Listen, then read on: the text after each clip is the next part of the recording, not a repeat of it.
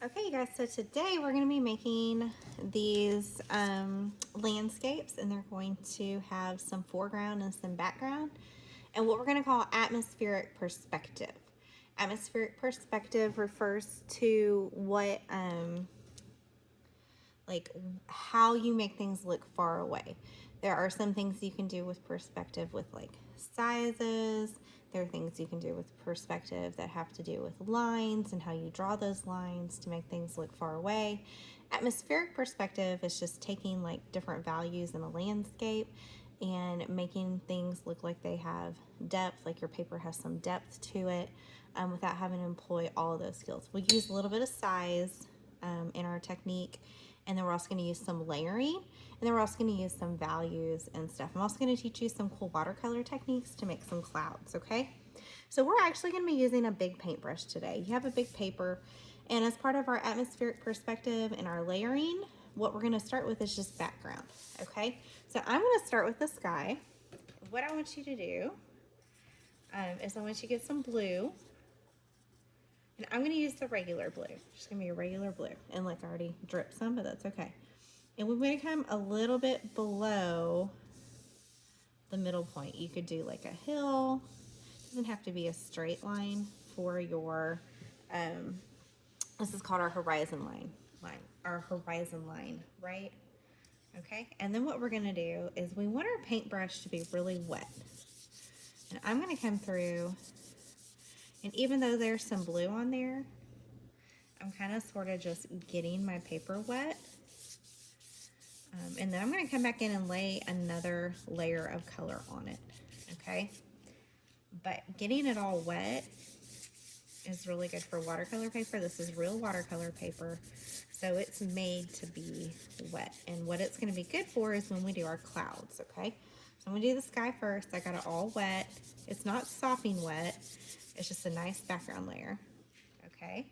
And now I'm going to come through and just lay some more pigment or color into that.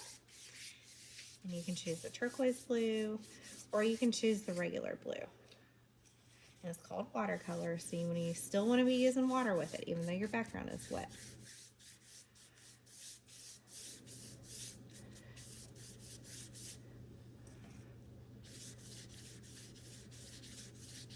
Okay, now here comes the cool part. So while this is still really wet, this is why I want you guys to watch this whole section before you do it. You're going to take a paper towel and crumple it up, and y'all's paper towels are going to be better.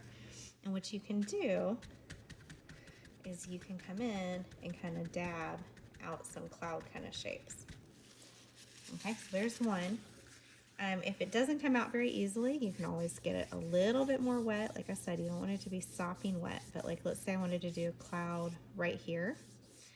I could just kind of get that a little bit more wet, and then I can come through and do my cloud. You see how that's showing up better than this? That's because it was not drying. Watercolor paper dries really fast. Okay, so let me do it again down here and show you. I'm not rubbing, I'm just dabbing. Okay, let's say I wanted one more right up here. Get it just a little bit wet again, just in that section. Okay, and then I'm gonna dab, dab, dab. Now this is a cool way if you have actual watercolor paper to make clouds. If you don't have actual watercolor paper, it doesn't work as well because it's not meant to be used for things like this.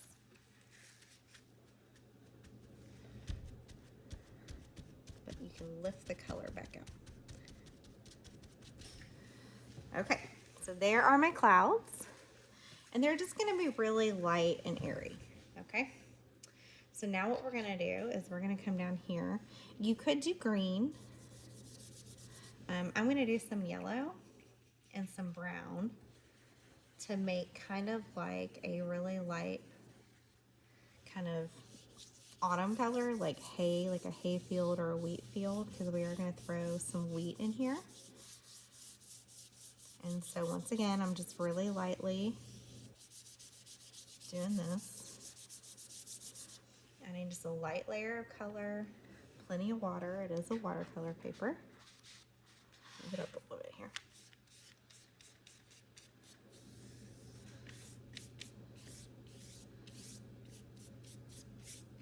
Oh, and you know what? We already forgot to write our names. So the first thing I'm gonna have you do, I'm gonna remind your instructor to write your names, have you write your names before you start anything.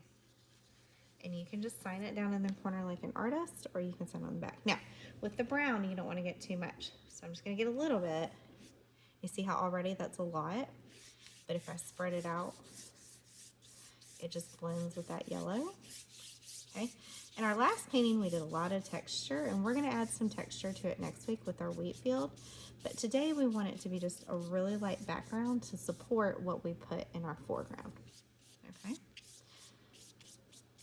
So we're just blending the colors to make it more of like a wheat color. And if you want to, you can come in with just a little bit of green, because there probably would be some green in there. We're not going to use green next week, really. But it would be like a wheat field with maybe some grass mixed in and stuff. Okay. So that's all you're going to do for today on your background. Your name should be on it. All right. And then I want you to put it in the drying rack. Okay. So we prepared our background, and then the next thing I want you to do is prepare your birds. So you're going to put that in the drying rack and then come back to this video. Your instructor will pause it. Okay. So everybody's going to get a half a sheet that looks like this. And our birds are just really simple swallows, and what were sparrows.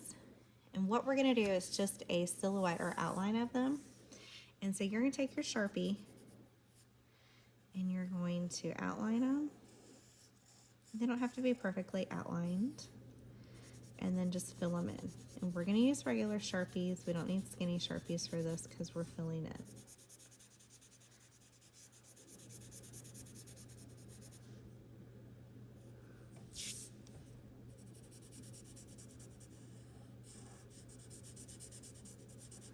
There's one done. You don't have to use every single one of these. I would say do at least 4. 1, 2, 3, 4, whatever 4 you want. But if you decide to do all of them, that's fine if you have time. If you don't get done with that part, this part of it today, then you can finish doing that next week. We're just prepping these to be cut out and glued. So you'll also need to write your name, okay, somewhere on the sheet, and then we're not going to cut them out today. Now these with the stomachs, okay, those stay white. So we're not going to color in the little stomach part. So you're going to go around it like this. Okay, now if you really want to, if you like that shape of the bird, but you don't want the stomach on it, or you make a mistake and you get into it, and you can absolutely fill it in and still use it. It's not a waste, okay? But it is nice to have some that have some differences, okay? So I would do at least these top 3 and then maybe a couple of these down here. If you have time, go ahead and do all of them, because you don't know, you might want them all next week. All right, so you guys finish filling in your birds, and then you've already made your backgrounds, and we'll see you next week to add our wheat and our birds into our picture.